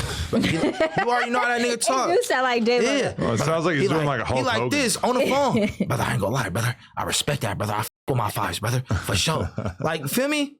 But do y'all just feel like deep down inside, he probably was like, I don't really know what they on. Like, Nah, do nigga. you ever feel like that? Bro, Like, I ain't even gonna say too much. We didn't have real conversations, like them real conversations. He knew exactly what we was on. And the whole thing about it is, he just chose that. It's like I said, it wasn't a problem. He knew exactly what our movement was. well, Sleaze is your right hand man. How do he feel about the situation? Sleaze About like what? them niggas. Fuck I know them how, niggas, nigga. I know how Because Sleaze at is. the end of the day, me and Riz, nigga, I'm on whatever my brother on. So you feel me? At the end of the day, I thought it was cool the whole time. Mm-hmm. I jumped on live. I sent Riz the live video. Niggas on live, they add me. We politicking with Oakland niggas. It ain't even got nothing to do with them. We not even beefing. We really actually just We talking. just chopping it up. They come in there and Riz like, oh, so Lebo, whoop, whoop. Yo, what's up, my EBK niggas? They on some shit. We don't fuck with you, we nigga. don't fuck with you niggas. You feel I'm me? like, oh, so from then what you on, mean? so from then on, I was on some shit. You feel me? I was like really like caught by surprise for real, because it's like you niggas from an hour and a half away. So if anything, I would assume you guys would probably just with other niggas we don't with and keep like it cordial with everybody. Like, just we cordial around the board. But that's what it is. You know what it is niggas don't know how to be the program. You feel me? They are the program, but they don't know how to be the program. They don't know how to say, nah, nigga, we on boss shit. We above all this beef shit. You feel what I'm saying? They stoop down to some niggas that's broke level. Like, they stoop down to that level. Like, oh, brother, we gotta choose a side and we gotta beef with y'all. And in reality, you niggas was y'all hotter than me and him combined. Y'all supposed to be on some shit like, look, brother, we gonna try to make this shit one. We gonna try to build Northern California back up. Y'all don't gotta be cool, but I'm gonna do a feature with you. I'm gonna do a feature with you. I'm gonna do a feature with them over there. And we gonna go crazy and make this shit one again. But they don't have that mindset. They just so happen to run across fame. And that's why it's like, this shit is the way it is. Because through TikTok, like just NorCal period, any that run across fame can have it. It's just open season. So that's why I'm on some shit like, go ahead, let me take this over, bro, so we can make this shit great again, please. Just let me have it. Just give it to me, bro, because it's like, fuck. These niggas is stupid. So you were hyped when he got arrested? Hell nah, I was sick. I ain't gonna lie, I'm gonna keep it a band. When he got arrested, I was sick. Cause you gotta think his whole last bit, we was chopping it up when he turned himself in. Oh, so you didn't even know until, okay, right. Come on, he got arrested. I'm like, this nigga's a slap. What are you doing? And what is your niggas around you doing? What are y'all doing? Like, bro, you supposed to be locked in, getting to it, going crazy. This shit's supposed to be a thing. This shit not even fun no more. You're in jail. Who's going to be the FYBJ main of Northern California? Come through and push peace. Sleaze. Sleaze. No, You gonna do it? nah. Yeah, FYB Sleaze. You don't seem ready for it. Cat. Crazy Man, as people hell. really don't know me. I really don't. This the Whoop man. Oh, yeah. Hold on, let me see if I can The find Whoop that man. piece. I don't got my phone. I push peace. You lucky I don't got my phone. I Yeah. push peace. Me and Riz was just talking about like we about to go pass out food to the homeless while we out here. For sure. Go to Skid Row Y'all and finna shit. go to Skid Row? Fuck Go pass yeah. out food and shit. It's easy to be on good terms with the bums. Yeah, they cool. It's different with your It's options. hilarious. We don't got no ops. We really don't. We the bro. most hated niggas, and you feel me? Man. I don't even take none of these niggas we don't- serious. Exactly, bro. Look, you got niggas beefing from an hour and a half away. For what? Why Over everybody nothing, hate though. us? But look though, Adam, why would everybody not like us?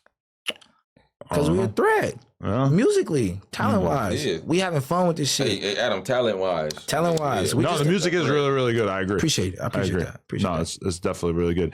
Which is kind of why it's crazy that he just like accidentally gave you this big ass cosign and then became your op. At So some now- point. But so now- you're saying that it was his choice. So now the hype on the streets was oh, brother Slime, like he trying to backdoor, like he be trying to backdoor niggas. Like, okay, so from your opinion, like you gave a nigga a big ass cosign on, that was your first No Jumper interview. And it's not like he said 10 names. He said the only artist that I listened to from out there is this Dreamllife person. Rizzy. That's a kind of extraordinary cosign, even though he wasn't really that big at that point. That was pretty early for him too. That was early. Yeah. But even when he caught traction, oh my God. You want me to show you how many live videos? I mean, people go back to the old interviews. They do. No, we gonna go back to all the lives and all. Oh, he was playing he was playing the song that we made on live, rapping it. The only reason I don't be on no petty shit posting clips of niggas dick sucking is because I'm just like, feel me? I don't really care. Me, in my heart, like in my persona, like I just feel like I'm that nigga anyway. So like you doing that don't surprise me. It just be like, yeah, oh you okay. Me cool, you're just one of many. Like that's how I feel. Yeah, I mean, he, regardless of how you guys feel about each other, like he is a serious rapper. Like he takes rapping seriously. He gets it. Yeah. He's paying attention. He understands structurally like how to make a good song and shit. Hell yeah. And when I first started listening to your shit, I'm like, okay, I totally get why he would be a fan of this. Yeah, like he's smart. He's not stupid. He put out a lot of content.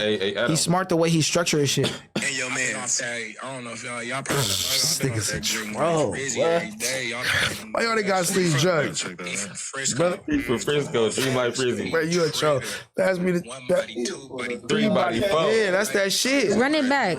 You run it back. Hold on, man. Man, show Jalise, man. Let her play it. Look at him. Yeah, I've been off that. Oh, that's the clip. The interview clip. Yeah. That nigga said, besides me, I've been off that. Dreamllife Rizzy. Besides you and your man. Yes. I don't know if y'all probably That's crazy. I've been off that Dreamllife That's crazy. Rizzy every day. But what's up though? Where you from? He from Frisco. What made me so mad though is niggas act like I be living off that shit like his cosign. Like, no, I never gave a fuck. He was early on the Solly wave. I never gave a do the mathematics. When he did that, when he gave me that cosign, I was already at 400,000. I was already cosigning myself. I ain't need no cosign from nobody. I didn't care. I was just like, okay, little artist from he going crazy for sure. At this time, Slubby was still alive. Me and Slubby got the same. Slubby passed. I think Slubby passed away at that interview. Slubby had already passed. He had already passed away. Yeah, he passed away. I fuck with Slubby. Me and him got the same birthday, June 2nd. Because I remember Jaaybo giving me a disappointed look when I didn't realize that the cross on his face was because of Slubby. Yeah. Because I was being a fake fan. That was like before I actually started listening to him a lot. Yeah. And that's up. It's not a fake fan. It's like with him. I didn't hear about him until April. Yeah. I think April or May. Swamp Stories. You're a sleuth. This is your beat. You gotta be on top of this shit. I know. Swamp hella funny. But they said they were the real EBK, and I was like, who are these But people? we is, though. We beef with every city in the Bay Area. It's not one city that we don't beef with in the Bay Area. We beef with somebody from every city in the Bay Area. Allegedly, though, like, we just be on bullshit. So it'd be like, yeah, who really is the real EBK? You beef with every set from your city. Cool. Nigga, would be like, supposedly, we beef with every city in the Bay Area.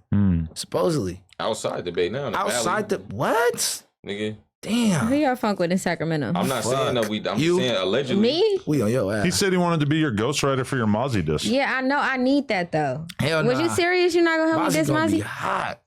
But look, Mozzie was just with EBK Pig, though. I thought it was good. Fuck with Mozzie. Yeah, for sure. Wait, really? He was just with EBK Pig and Bloodhound Q50. Oh, Pig was there. That's interesting. Yeah, and nothing He happened. was with Pig. Damn. You know, they were fuck with Mozzie though. copacetic. Mozzie solid though. Mozzie fuck with I'm gonna tell you. Look, we was never supposed to follow over 10%. Damn. Who exposed that though? That was a banger though. I ain't gonna lie. I'm the reason why he dropped that song. That's a hit. Wait, and what? I'm finna be. We were never supposed to fall out over 10%. What's that mean? You never heard that song? But what's that mean exactly? No, I took that from the Mozzie song. Oh, okay. He was going crazy. He fell out with June over 10%. That's what I tell my brother. Nigga, we was never supposed to follow over 10%. Oh, okay.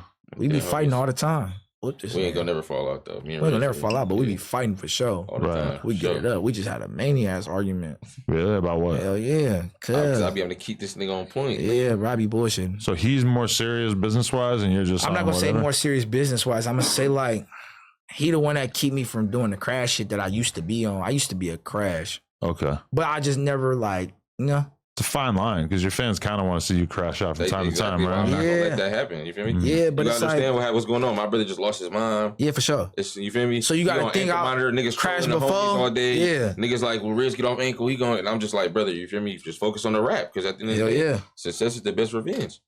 So it is. You see, everybody else that brought his name up has never been right here. Hold on, though. Nigga, good credit to the block, man. Success is the best. The dead homies. Yeah, success B's. Yeah, homies. Shout out Harbor Road, man. Shout out the block, man. 2 B's, double B's. That's a big block. Button boys. That way. Button land. Yeah, button land. But you know that, like the B's, the 5, like all that shit. Yeah, that's just the movement. Like we are moving. Like we Shout are. out my nigga Money B. For sure. We'll start making button land merch. Yeah, Money B. That's big button. That's my nigga from the town, man. My nigga Money B from 96. That's big the real button boy. I gotta fuck with Money B. T9, JO. Oh, they hate that. Homies. They hate that. Damn. Them the homies though. Nigga. We be thugging with them for sure. So why are you guys beefing with Samoans? That's some bold shit. Oh my God. We're not beefing with Samoans. I ain't never heard of that. Look, Adam, let me break it down to you. In San Francisco, we got projects. We used to live right next door to Samoans. Yeah, for it's sure. not no beef with the Samoans, bro. It's just Samoans and black people are separated. I mean, Swamp Story is making it like you and the Tear It Off people are at war. Yeah, nah, I'm gonna keep it solid. I'm gonna keep it solid. Them niggas at war with themselves. They ain't at war with us. For real? Shit, we down here, they up there. I don't know what's going on. They at war with themselves. So, you feel me? We just be making music. We just trying to lock in, make this music. But when it comes to them, like, you know, I mean, on some real shit, bro, we just, it's a segregation thing to a degree. You get what I'm saying? Because what a lot of people don't know is, like, when they warring, that shit was taking place in, like, the 80s and shit. And, like, the feuds that we did have, which was very small, like, the feuds that we did have was kind of like, you feel me? Yeah, this shit might be more of a race thing than it is like a gang thing. You get what I'm saying? It's more of a race thing, in my opinion, especially now. Spark that up, Adam. Like so Adam sets up a no jumper cipher. I'm just gonna hold off for like Northern California, right? Say if Adam sets up a no jumper cipher for everybody Northern can California. come perform. Tear It Off can come down here. Yeah, it's good. No, but we're not gonna coexist in the same room though. Because it'd be serious like that. But we're not going to coexist in the same room because, like, you know, we might have words and words could turn into slaps and then slaps could turn into hugs. But we ain't even trying to do all that shit. We on some shit like, we rather not even take it there. We on some shit like just when they go, we come. When they come, we go. Like, you know what I'm saying? Time slot. I'm going to pull up with Lil Brazy. Out of respect, for Lil Brazy gonna make sure nothing happens. Man, Lil Brazy be getting pushed up on. You talking about threes? Lil White. That was back in the day. Pull Lil threes up for sure. Out of respect for threes, we ain't gonna do nothing. Brazy. Out of respect for threes, out of respect for Adam, Jalise, that's Jaaybo and the No Jumper team. We gonna keep this shit real cordial and we gonna get this money. Cause it's like this, bro. Everybody getting money except us. So you're trying to do a song with Lil Brazy to get the money? Yeah. Oh, all right. Hell yeah. Me and Brazy do a song. That's gonna man, Rizzy turn Lil Brazy up. All that little turn it down fades and all that. I ain't gonna turn that's over. Hell nah. You gotta fight. You gotta do something. You think Lil Brazy would take a charge for you?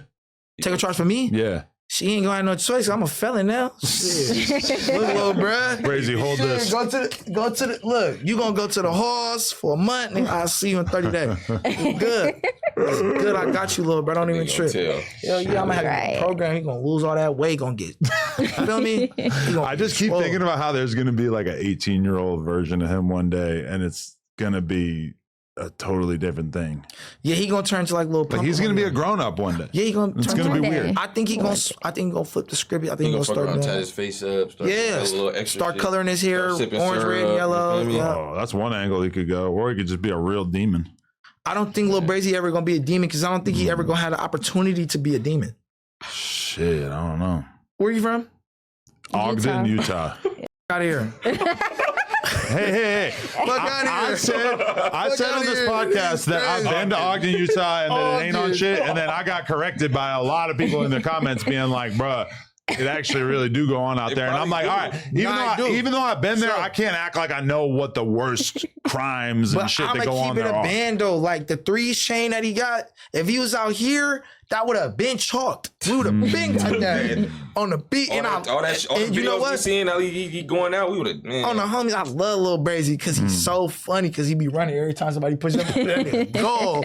But listen though, that 3 chain would have been took. We would have been got that on the homies. Whenever he gets into one of those situations, there's a reminder that he hasn't gone through puberty yet because he'll be like, hey man, come on. And it's like, oh shit, that voice ain't. Okay, That come ain't on. even it. Nah, he gonna get there though. And you know what? I would love to see him continue to elevate because Utah is a forgotten scene. Young boys trying to make it popular. That shit is a forgotten scene. Who rapping out of People Utah? love a comeback story. So if he could turn into someone who's not getting He's punked still out hella every 2 young, weeks, so that'd be let him hard. get punked Yeah, out he like because 15, probably you know the best 16. part about it is he can always flip the script and start doing techno music and go crazy. Having everybody in the club. He's gonna be like, yo, Coachella, book me.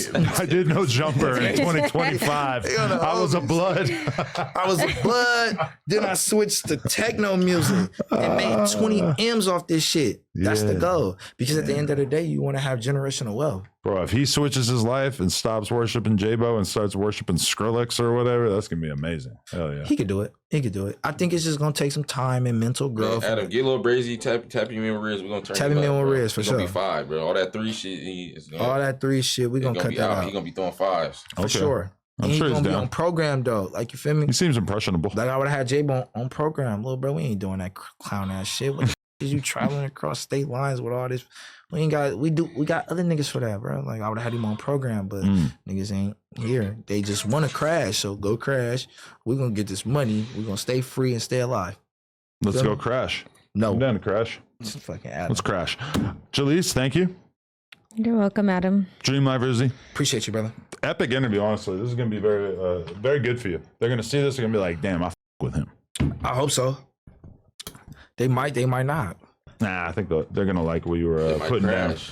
Yeah, they might crash. Might crash. Lil Brazy for sure is going Lil to come Brazy on. gonna crash. Hell yeah. Brazy though. Brazy cool. We're gonna take Lil Brazy to go spin. I'm telling you, no. Taking Brazy to go spin is crazy. We're gonna take Lil Bro to go spin. I ain't finna do no 100 Tell him years. jump out, scratch off on I it, ain't, leave him right hey, there. look, I ain't even finna do 100 years for you. He's already been spending so much Yo, that's that, grass, you know, please. He 3, so he probably he's all spinned out. I ain't, yeah. He been spinning. All right. Appreciate you guys. Dreamllife Rizzy, Jalise, No Jumper, coolest podcast. Like, comment, subscribe. Yes, sir. Shout out to Everything 420. It's like the Amazon for everything that you need to get lifted. Whatever your vibe is, their app makes it super easy for you to shop for your next sesh. Shipping is fast, the packaging is super low key, and they're always running deals. Tap into the app and use code NOJUMPER to get a little something off. Shout out to Everything 420.